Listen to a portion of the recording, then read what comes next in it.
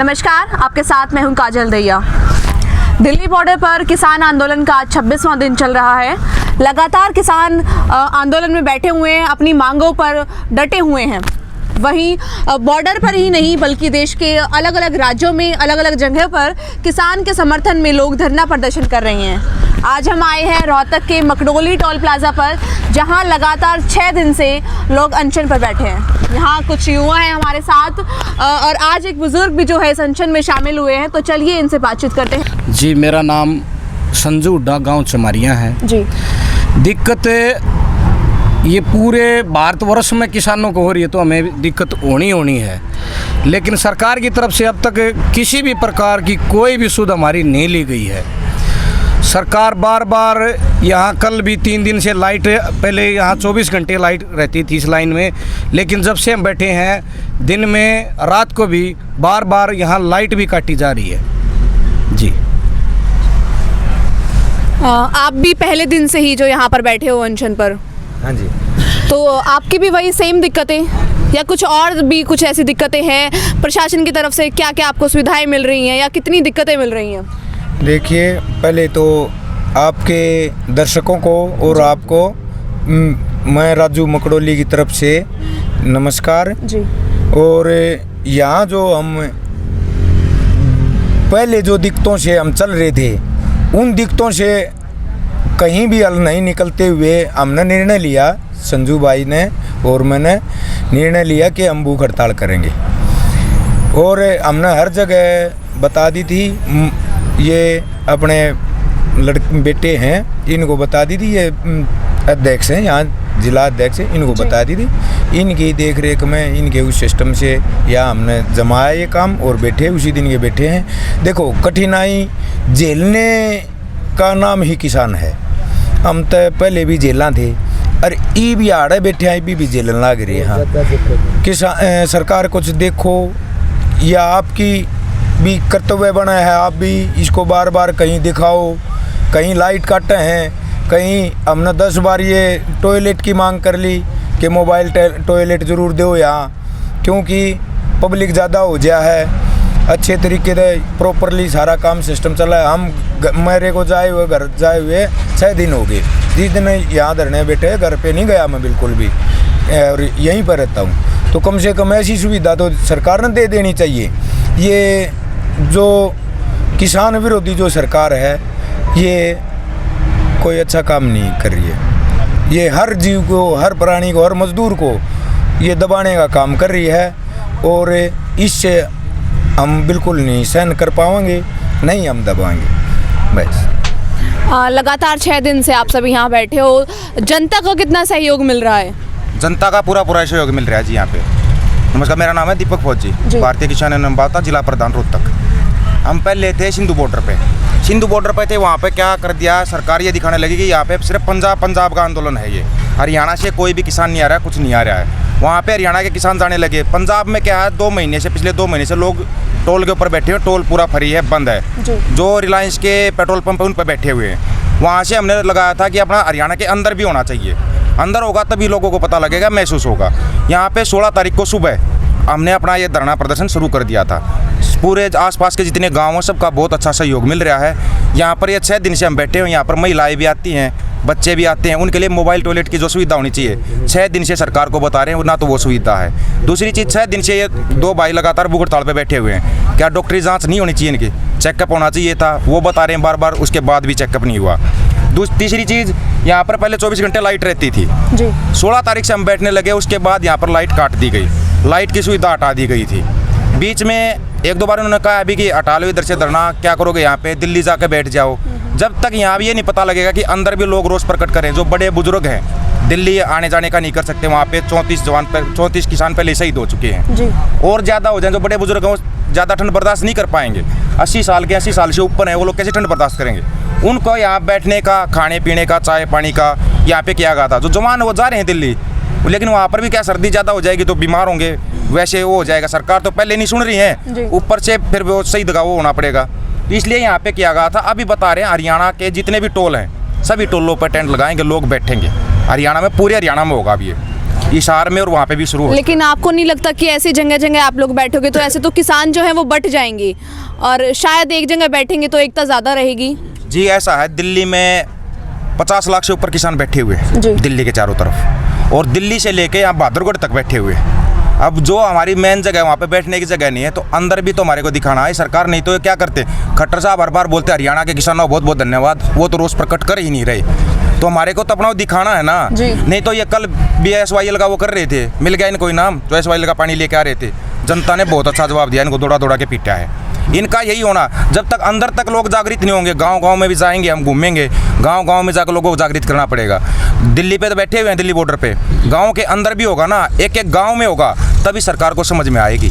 नहीं तो ये तो बताती रहेगी हरियाणा में कोई रोष प्रकट नहीं कर रहा है, पंजाब में बैठे हुए हैं, जगह जगह पे लोग बैठे हुए। ताकत बटेगी नहीं हमारी, ताकत बढ़ेगी हमारी, इससे बढ़ती नहीं, इससे ताकत बढ़ती है।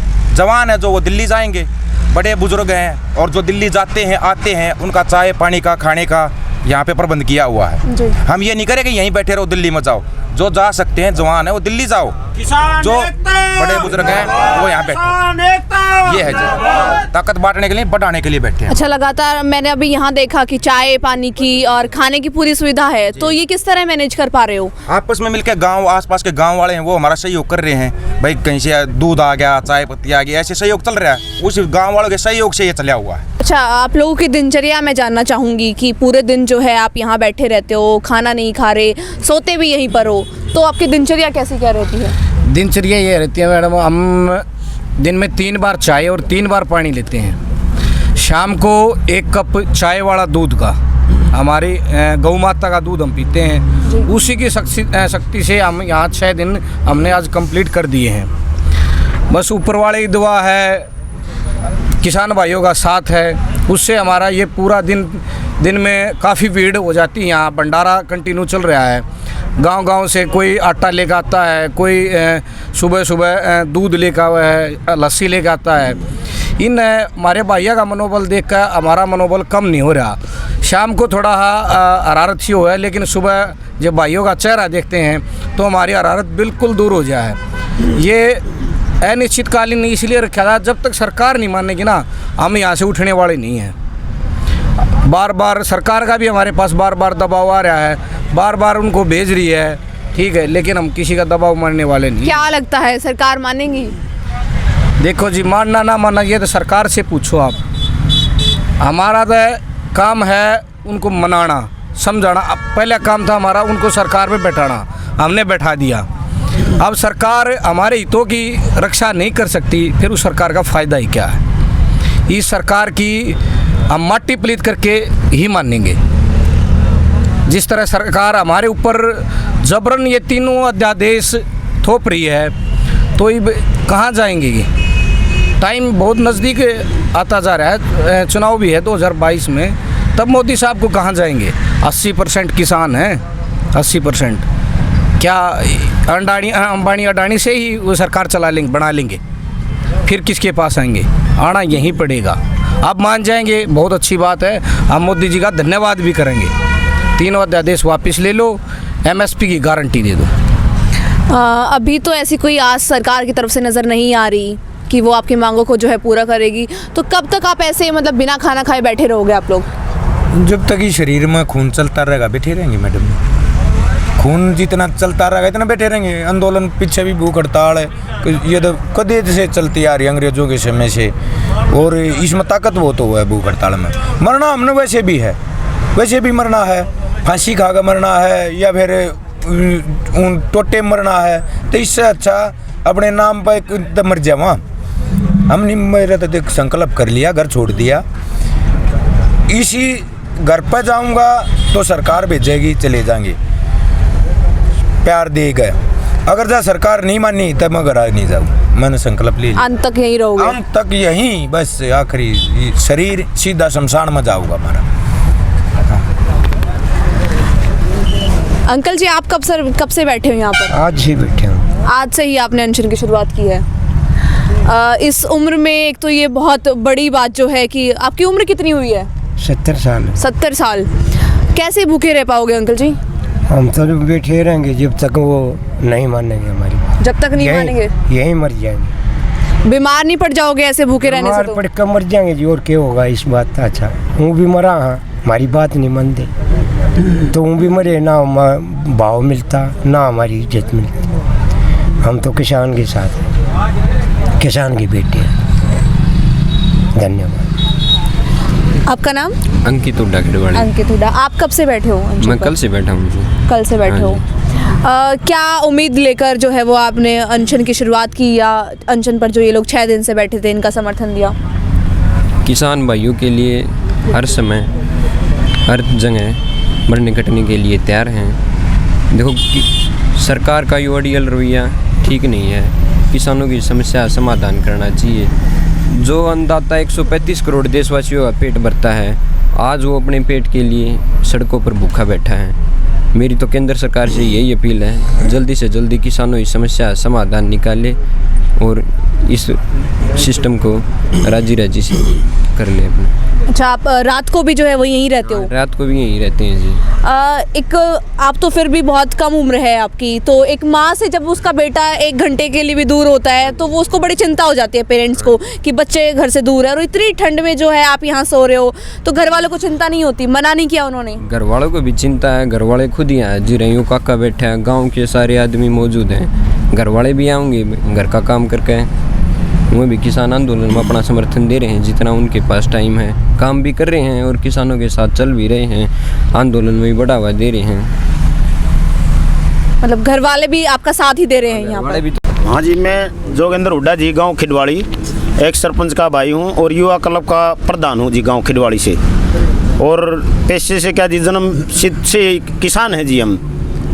अब खेती भी करते हैं और मैं दूध भी डाल के आया हूँ, डेयरी कर रखी है जी मैंने, दूध भी डाल के वहाँ भी आया हूँ। और ये सरकार वाले क्या बोलते हैं कि मतलब ज़मींदार नहीं ये तो बहुत टाई लगा के आते हैं, जींस पर कहते हैं बड़ी बड़ी गाड़ी ले के आते हैं। अरे क्या मतलब किसानों को यही देखना चाहते हो क्या? फटे पुराने कपड़ों में देखना चाह रहे हो क्या? इनको ये लग रहा है कि यहाँ तो किसान ही नहीं है। अरे ये किसान नहीं है क्या? अब नज़र लगाओ एक बार इधर देखो, ये हमारे किसान नहीं है क्या? हम किसान पुत्र नहीं क्या? ये बोलते भी किसान नहीं है। अरे अपने ये कौन से देश में है क्या? ये राज्य देश में है किसी में ये कि भाई शांति प्रिय अपनी जो बात रखने जा रहे हैं उसकी कोई आवाज़ उठा नहीं रहा, दबा रहे हैं। ये मोदी जी कह रहे हैं ये काले कानून जो बनाए हैं, ये बोल रहे हैं कि भाई हमने जो जितने किसान संगठन है किसानों से बात करके तब हमने बनाए हैं। पहले से हमारा ये कोरोना जो है ये बीमारी चल रही है, इसके लिए तो हमारे देश का तो भट्ठा ही बिठा दिया, खासकर मोदी जी ने।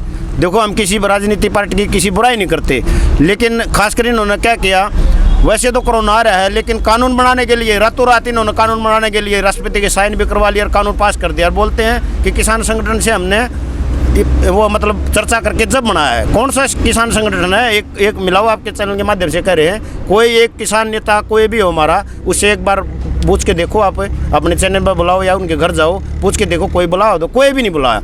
सिर्फ अपने ये 2-3 आदमी है सरकार में, उन्होंने अपना घर बैठ कर ऐसे ऐसे कर दिया। कोई ऐसा बंदा है क्या? कोई मैं आपको चीज़ दे रहा हूँ, आप उसको लेना सामना कर रहे हो और मैं आपको ज़बरदस्ती दे रहा हूँ। इतना बड़ा मोदी जी का इतना बड़ा दिल है, हमें तो हंसी आती है इस बात की कि वो हम लेना नहीं चाह रहे और हमें ज़बरदस्ती दे रहे हैं। तो लेकिन सरकार का कहना है कि कानून जो है वो किसानों के हित में है। देखो जी, मैं बताऊंगा, जैसे हम भी सरकारी स्कूल में पढ़े हैं और भी जितने तकरीबन सरकारी स्कूल में पढ़े होंगे, ठीक है ना। जब प्राइवेट स्कूल हुआ नहीं करते, तो ये प्राइवेट स्कूल आज देख लो कितने प्राइवेट स्कूल हो रहे हैं। सरकारी स्कूल अब भी चालू हो रहे हैं, चल रहे हैं सरकारी स्कूल, लेकिन उसमें बच्चे किसके जाते हैं? जिसका जैसे मेरे पास पैसे नहीं या मेरा कमज़ोर बहुत है तो उनके बच्चे जाते हैं वहाँ पढ़ने के लिए। नहीं तो सब क्या होता है, एक देख कर दूसरे देख को वो प्राइवेट स्कूल में भेजते हैं। आज कहाँ क्या हालत है सरकारी स्कूलों की, देखो क्या हालत है। और प्राइवेट स्कूल ये मंडी का होना, ये कह रहे हम मंडी बंद नहीं करेंगे, मंडी बंद नहीं करेंगे। हमने पता है, जैसे अभी कह रहे हमने पिछले साल से ही खरीदने लग रहे हैं MSP पे, ठीक है खरीद रहे हो आप, लेकिन जब मेरे को 10 रुपये ज़्यादा देगा प्राइवेट सेक्टर जो लेगा वो ज़्यादा देगा पैसे, और मैं उसको जींस बेचूंगा 1-2 साल से मेरे लेगा वो 100-200 रुपये बढ़ा के ले लेगा। उसके बाद सरकारी मंडी में जाना बंद हो जाएंगे लोग, प्राइवेट में बेचने लग जाएंगे। ये प्राइवेट में बेचेंगे तो वो मंडी बंद हो जाएंगे, तो वो अपने आप अपनी मर्जी के भाव लगाओगे, अपनी मर्जी के भाव लगाओगे। मैं दूध बेचता हूँ जी, मैंने जैसे दूध बांध रखा है जी, आपके जाता है 2 किलो 4 किलो आ जाता है, मैंने अपना फिक्स कर रखा है। मेरे पास जो दूध बच जाता है मैं घूम के बेचूंगा, कोई मेरा दूध नहीं लेगा, गारंटी आप मेरे साथ चलो, कोई नहीं लेगा मेरा दूध। यही जिन्स का है। इस जैसे ये आलू का रेट है, आज मैं बड़ा चल रह गया, आलू 50 रुपये किलो आलू था, आज मैं 16 रुपये किलो आलू ले गया हूँ। यानी कि जमींदार का आलू आने लग गया तो वो 16 रुपये किलो होगा, नहीं तो 50 रुपये किलो था। ये भंडारण की बात तो चल रही है। सारा कोऑपरेट जो सिस्टम है उन्हीं को फायदा पहुँचाने के लिए सरकार है, नहीं तो ये कुछ नहीं है। अब ये कह रहे हैं कि भाई संगठन जो किसान संगठन है उन्होंने समर्थन कर दिया। अरे किसने कर दिया गुरु? वहाँ कच्छ में जाके तुम वहाँ कहता है कि भाई संगठन ने, जो किसान संगठन ने समर्थन कर दिया, मेरा किसानों ने संगठन कर दिया, कहाँ कर दिया? और ये बोलते हैं भाई पंजाब वाले हैं, हरियाणा वाले से पानी लो। अरे पानी हम कौन पानी लेने वाले हैं? हम तो आपस में वैसे ही भाई भाई से मतलब झगड़ा रहता है। ये तो सरकार आपकी थी, बादल के साथ आपका अलायंस था, वहाँ भी थे, हरियाणा में भी थी, सेंटर में थी, क्यों नहीं दिया पानी? और जहाँ की हाईकोर्ट ने फैसला दे रखा कि भाई पानी लो अपना। अब ये पानी इनका ये था कि पानी भाई इनका आपस में बिठा दो, भाईचारा है इनका लठ बजा दो। तो हम तो मोदी जी से ये हाथ जोड़ के रिक्वेस्ट है, अगर मोदी जी ये अपने काले कानून ये वापस ले लो, ये जो हमारा देश है इनको बचा रहे नहीं दो, ठीक है ना? ये तो एक ये लगा लो हिटलर हो गए कि जो बात मैंने बोल दी वो मेरी पक्की होनी चाहिए, बस इसके अलावा कोई कुछ नहीं है। अच्छा, ये बोलते हैं कि हरियाणा और पंजाब के जमींदार हैं। सबसे ज़्यादा जो परसेंटेज जो हमारा हरियाणा पंजाब वाला जो देता है, पूरे देश को खिलाता है, वो सिर्फ हमारा हरियाणा और पंजाब है। जब जो छोटे ज़मींदार हैं जो और दूसरी स्टेटा के हैं वहाँ इतना अनाज नहीं होता, हमारे हरियाणा पंजाब में होता है। तो सबसे ज़्यादा नुकसान हमें है, उनको तो नहीं है, हमें है सबसे ज़्यादा नुकसान। और वो ये बोलते हैं कि भाई इनका ये कर रहे हैं, और कोई नहीं, सरकार के कहते हैं, ये कह देते हैं कि ये कांग्रेसी होता है। किसान की ना कोई जात होती, ना कोई पार्टीबाजी होती। हम एक आज़ाद देश में हैं, हमारा राइट बनता है, वोट हमें डालनी पड़ेंगी। आप भी डालते हो, हम भी डालते हैं, मन मर्जी वहाँ डालते हैं। अगर हमें कोई गलत बोलेगा तो हम उसके खिलाफ आवाज़ उठाएंगे। ये नेता खुद नहीं बाजते क्या? कांग्रेस की छोड़ के बीजेपी वाले कांग्रेस में ये नहीं जाते क्या हैं? तो ये बोलते हैं कांग्रेस का वो है, कांग्रेस ही कर रहे हैं। अच्छा, ये बताओ, यहाँ जो ये कह रहे थे बीजेपी वाले कि भाई यहाँ कोई मतलब वो नहीं है, MSP पे वो रह, यहाँ किसान आंदोलन नहीं कर रहे। आप भी घर घर जाते हो, हम भी देखते हैं सोशल मीडिया, बड़ी मीडिया तो दिखाती नहीं, वो तो बिकी हुई है पैसे के लिए, अपनी TRP के लिए बड़ी खबरें दिखाते हैं, छोटी खबर दिखाती नहीं तो कितना बड़ा आंदोलन हो रहा है, कोई नहीं दिखा रहा। क्यों नहीं दिखा रहे? क्योंकि उनको मोदी जैसे उनको इधर घुमाता है तो इधर घूमते हैं, उधर घूमता है उनको। लेकिन एक इंसान जब जन्म लेता है ना, तो उसका ये अधिकार होता है कोई अच्छे के लिए लड़े, बुराई के खिलाफ आवाज़ उठाए। लेकिन ये इसके बारे में जी कोई वो नहीं है। और हमारा फिर जी हाथ जोड़ गई है, मोदी जी इस बात को वापस ले ले। और देखो इस ठंड में हमारे वहाँ छोटे बच्चे भी जा रहे हैं, हमारी माताएं बहनें भी जा रही हैं, किसान बूढ़े बुजुर्ग जा रहे हैं। 40-45 जवान शहीद हो लिए हमारे जो थे किसान थे, उनका मोदी ने एक बार भी ये नहीं जिक्र किया कि भाई किसानों की ऐसे ऐसे हालत हो रही है, उनके लिए कोई सुविधा नहीं, ये नहीं वो नहीं। यहाँ भी हमने कई बार कह लीजिए यहाँ टॉयलेट, मोबाइल टॉयलेट लगवा दो, यहाँ दिक्कत होती है। ये जैसे जी यहाँ लेडीज़ भी आती हैं, वो खुले में पेशाब करने के लिए जाएंगे, बताओ वो अच्छी बात है क्या? ये जहाँ भी धरना होता है तो सरकार का फर्ज बनता है कि मैं सुविधा उपलब्ध कराए, और शांति प्रिय ढंग से हम वो कर रहे हैं, धरना कर रहे हैं, कोई नहीं वो नहीं है। तो जी हमारी फिर अपील है जी मोदी जी से, ये कृषि कानून वापस ले लें। जब तक ये वापस नहीं लेंगे ना, ये तो चलो 4 भाई नहीं, वहाँ भी 50-60 लाख वहाँ बैठे हैं, वापस नहीं जाएंगे जी बिल्कुल भी। ये सोचते थे ठंड आएगी ज़मींदार वापस चले जाएंगे, कोई वापस नहीं जाएगा जी, क्योंकि हम तो वैसे ही मर रहे हैं जी। क्योंकि किसी का लोन है, किसी का कर्जा है, किसी का कुछ है, ऊपर से कानून ऐसे ला दिए कि हमारे से ज़मीन हमारी और कृषि हमारे से नौकर बना के हमसे कराएंगे ये। तो मेरी यही अपील है कि इनको वापस ले ले और इस देश को अच्छी तरह चलने दें। हमारा कृषि देश प्रधान देश है और ज़मींदारों की ऐसी हालत हो रही है। लगातार ये किसान यहाँ पर 6 दिन से अनशन पर बैठे हुए हैं। कानूनों का तो नहीं कह सकते कब वापस होंगे कब नहीं, क्या फैसला सरकार का रहेगा, कब फैसला आएगा, लेकिन ये जो आज के भगत सिंह यहाँ बैठे हैं, जी हाँ, एक भगत सिंह वो थे जिन्होंने महज 23 साल की उम्र में अपनी जान की कुर्बानी दे दी थी देश को आज़ादी दिलाने के लिए। वहीं आज के ये भगत सिंह हैं जो किसानों की मांग को लेकर लगातार यहाँ अनशन पर बैठे हुए हैं, दिन रात यहीं बैठे रहते हैं। कानून का नहीं कह सकते क्या रहेगा क्या नहीं, लेकिन इनका जज्बा, जोश और उत्साह देखने लायक है।